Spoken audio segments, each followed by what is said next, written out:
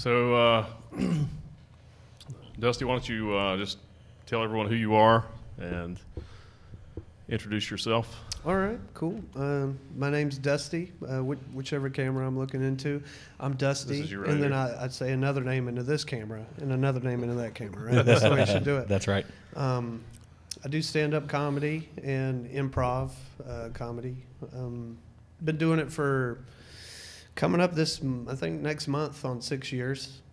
And one of the co-owners of a little company called Attention Horse for Nerds, Attention Horse Comedy for Nerds, and it's what you think it is. It's comedy for nerds. That's what we do. nerdy shit like movies, comics, cartoons, all that stuff. Yeah, you actually just did a show at one of my businesses, business I co-own, a comic book store in Greensboro. Yeah. Yeah, the Comic Dimension had a phenomenal time, and if things go right, should be able to do a roast coming up. We do a lot of character roasts as well, along with all kinds of shows. We got about 30 or 35 in the bucket, you know. Awesome, man. Cool. From trivia to whatever.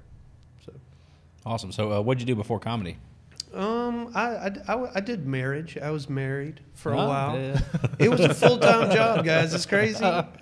I hated it. The pay was bad. You never got paid back as much. And I think when I left, within a month or 2 months, I started doing comedy, and here we are. Yeah. You got to find something to laugh about after that. Right. Yeah, definitely. Or yell about it. You know, you can't call them up and yell about how mad you are. Right. They never laugh back like they should, because you know you're telling the truth. That's hilarious. When did you decide to go into comedy? I think it was something that started when I was a kid. Like when I was a kid, I would watch sitcoms, television, movies, and some of my biggest influences are people like Jaleel White, who played Urkel, you know, on Family Matters. There was something about the way he was that just made me laugh, and I wanted to be that guy. So a lot of mimicking. I think I started off as a mimic. I would say what I saw, like a parrot, and I guess that helped with impressions type of a thing, because you can't do impressions until you start doing impressions, and you want to be that person. And I would go to school and I'd do that, and I'd get in a shit ton of trouble all the time because I'd get things on my progress report like, oh, he's a class clown. I mean, yeah, I guess you're right, I do have a personality, I'm sorry, you know. So I got in a lot of trouble for shit like that, and it was something like that, and I kind of lost focus of that growing up. Life, you know, you think about things, and I remember telling my ex-wife, I was like, I want to do stand-up comedy. She's like, well, they'll just laugh at you. Hopefully. That's the point. I was like, God, that's why I hate you. That's why this is over. That's when I left right there. I was like, I faked all my orgasms. I'm done. We're out of here. Said goodbye to the stepkids, because you can do that if you're a step-parent. You don't have to take them with you. You just say goodbye. And started doing it and realized that it was so much harder than I thought it was going to be. Oh, yeah. That's funny. Did you ever hit a point? So you said you know, Steve Urkel inspired and people like that. Did you ever hit a point in school where people kind of put you in a box and try to discourage you from doing that or that behavior, including your ex-wife? But when did that happen to where you tried to join the real world? I wouldn't say I tried to join the real world as much as just kind of, I think, the search for things through drugs and stuff like that diminishes some of the light that you're born with, if that makes sense. Sometimes it enhances it if you use it the right way. Right. But I think when you're searching for something and you try to fill a void because there's something you're looking for that's not there, I think you can do drugs so much that it numbs what you had. And sometimes it's so bad that you'll never get it back. Right. Well, yeah.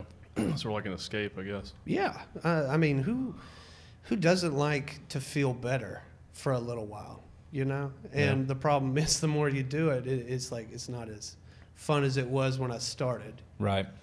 It's a tough world. Yeah, it's a diminishing return. So every time you do something, the first time you do it, you get an effect, and the second time slightly less, and it just continues to be that way. So you got to do more of whatever it is that's fulfilling you, and eventually you're not getting that same feeling. So right. Yeah. Kind of a thing. And I mean, like, some things I think are safe all the time. Yeah, you know, I like agree. reefer, I don't think reefer's ever that bad. I think if you have anxiety when you do it, choose when you do it. Right. You know. Yeah. yeah, Drinking, you know, you could do it whenever you want. Don't do it too much. Don't drive, because a guy named Officer Allred will find you and arrest you twice. Like, the same motherfucker is the same guy. I was like, are we meant to be together, Officer Allred? Let's just do it now, bro. Yeah. That's funny. What are the odds? Right. Shout out to Officer Allred. Right, yeah. I'm sure he's listening. Yeah. Great sense of humor. So, funny story. I actually met Dusty years ago at a Bible study when he was a kid. How old were you back then? If I'm thinking correctly, I had to be maybe middle of high school, so maybe 15, 16? Yeah, 16, like 17 maybe. What church? It was just at a friend's house. Oh, okay. We were doing a like a group study. I'm not religious anymore, but Yeah. I have my beliefs, but it's not, organized religion is not my thing. But it's just kind of funny that I started doing open mics, and then Dusty came up to me. He's like, "Hey, man, did you used to do a Bible study?" Yeah. I was like, What are the odds? "Oh yeah, I remember you." Exactly. But it was so weird. What I remembered most about meeting you was your shirt, the first thing. This one right here you're wearing. Oh, Midnight. yeah. And That's right, yeah. I think that's a very specific type of music that not just every day I run into a shirt like that. So when I see that, I'm like, I've got to say something to this gigantic individual named Neil right here. This lord of the land. And I think I had added you on Facebook, and I saw some of your friends. I was like, holy shit, this guy knows dude. I was like, holy crap, we went to that thing. Yeah. I was like, what a small world. It is. And not taking away from organized religions or anything. I respect everybody's beliefs. Shoot. Yeah, and no, stuff not like at all, that. man. Do your thing. But, those were good times. But Yeah. Well, and you said this beast of a man. What's funny is he's still rather large, but when I first met him, he's a fraction of what he used to be. Like, he was just massive. I remember this one. No homo. Got to say that first. This one time he was running with his shirt off. He went out to take out the trash, I believe, and you have to take your shirt off to do that. It's a rule, especially if you got a six-pack. Exactly. So, so the trash was a considerable ways away. So he decided he was going to run back after taking the trash out, right? And he's running with his shirt off, right? And I just see like this mountain of muscle coming at me, and I'm like, damn it, I got to work out. now the six-pack's in the fridge. Right. Yes, homo. I wish I was there to see all. Oh, that. yeah. Listen, unfortunately, and I'll have to ask my wife after this, I'm pretty sure my wife, at the time was my girlfriend, was there to see it, thankfully, right? You knew she's the one when she stayed with you throughout That's the right. whole thing. She did start running after him. That's right, yeah. I think she thought about it. It was a fleeting thought, I think, but... Those were good days too, man. Oh, we had a lot of fun. I told her, those were I fun convinced times. her that muscle just was not comfortable, Yeah. and this was built for comfort, Oh, exactly. and she bought it. Hey, it's true. But yeah, we had some good times back then. Yeah, now I'm more worried about longevity, just staying healthy and living longer. Yeah. Plus, when I got into acting, they wanted me to lose a bunch of weight too. So Really? yeah, now I just try to stay fit, No joke. Yeah, athletic. Dwayne Johnson doesn't like competition. He's got that space on lock. They're like, Neil, you need to lose 30 pounds. You can't compete with Dwayne.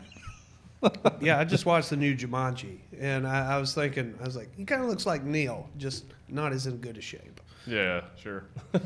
not hardly. It's Neil- actually a good movie. I'm kind of like a real nice sports car with a fucked up motor. I've got a prosthetic leg. My back's messed up. Yeah, but you couldn't tell. Like, if you told me that your foot wasn't, that your leg wasn't real, I'd be like, you're full of shit, Neil. Good science. That looks like a Very real good leg science. through those jeans. And I can see a real. I can. It's real. It's not biological. Yeah. Oh, yeah. It's mythical. It's not imaginary. It's imaginary. You got the phantom leg that's actually there. Listen, we were at the bank opening up a new business account, and the guy's like, and Neil's more capable than anybody I know. The guy was like, oh, Neil's like, can I use the bathroom? And the guy's like, well, it's upstairs. Can you do that? And I'm like, and Neil's like, oh, yeah, man, I can do anything you can do. I'm like, man, this guy can do anything we can do. He can do it better than you can do it. Like, this guy's good. Like, we're golden. But he's had it so long, I forget he has it. Until other people, like, until you just said something, Yep. I forget it that he has it. So. Well, I know you do a bit about your leg. I was like, you have got to wear shorts or no pants at all. They don't believe you. people, yeah, I was going to say, Yeah. because if I didn't know who you were, I'd be like, he's lying. I pull up Yeah. my pant leg when I do that bit, though, so people can actually believe me. Well, I want you to rip your pant off. Yeah. That way. That's what he needs to yeah. It's a do. breakaway. The Yeah, breakaways, man. Just break it away. Yes. That's what he needs to do because they don't believe when they see it. They're like, wait a second. Mm-hmm. I just stayed in a hotel in New York. I had a back procedure for the second time. I had stem cell treatment done on my back for degenerative disc, which helped a lot last time. So hopefully this time it'll be normal. But the hotel I stayed in, they said it was 3.5 stars, but there's no way. I'm actually writing a bit about that. Oh yeah, that bad, huh? It may have been 3.5 stars when it first came, when it was first built 100 years ago, Right. just because it had electricity. Was it a La Quinta? Was it one of those Nice. Red Roof Inn? Maybe. It probably still has the same name it had 100 years ago. Oh, okay. But it was close to where they did the procedure. But I did feel handicapped there because it was built before they gave a shit about handicapped people. Oh, goodness. So it was like, this is gonna be fun. Surely was a challenge. the place that did the procedure, they didn't recommend that place, did they? No, it was just close. Ah. It was it was like a block away. So I was like, this would be perfect. And I was by myself, so it was good. Yeah. So back to Dusty. What do you got going on currently? I know you said you did the Comic Dimension recently. You got anything up and coming that if people want to come check out that's coming up? I know with the whole coronavirus thing going on right now. Yeah, it's a funny question you ask. Yeah.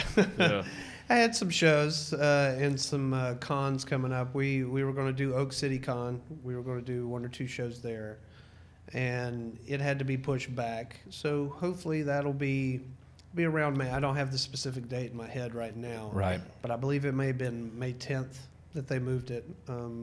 That's where we do a lot of our work at cons, and luckily enough, some locals, after meeting Neil, got the Comic Dimension, that we are so lucky to be able to work and be around like-minded people, because you can have that show anywhere, but the problem is trying to get like-minded people to show up for that specific show. Yeah. right, It is so much better when people know the universe that you're talking about. right. Yeah. So if you don't know comic books or something like that, and we're doing a roast of Batman or Shazam or Thanos, you might not like it. Right. But really, at that show, all the people that showed up, they weren't our customers, though. We had 30 customers or 30 audience members show up to that show, and maybe 5 of them were actually our customers. Wow. The rest were just from the online promotion. No Do you think with it being the Comic Dimension though that maybe it created a target market, like maybe people Maybe that they have some thought it was a comedy club. yeah some Yeah, that's true. I didn't even think oh about I that. did that is Yeah, the play on possibly, words yeah. Oh, wow. I mean, everybody there had a good time. It was a good show, and hold my bit or my set that I use really is not. I have one Star Wars joke, but that's other than that, it's not geek. No, material. I don't. Yeah, It's I don't just think you're. Yeah, real world material. And it's the same here. I think my set changes depending on where I am. Right. I think it's easier to get away with joking about Dragon Ball Z when I'm at a Comic Con Yeah. or something like that compared to, down the road. Because some people weren't cool growing up and didn't watch Dragon Ball Z. And Right. Yeah.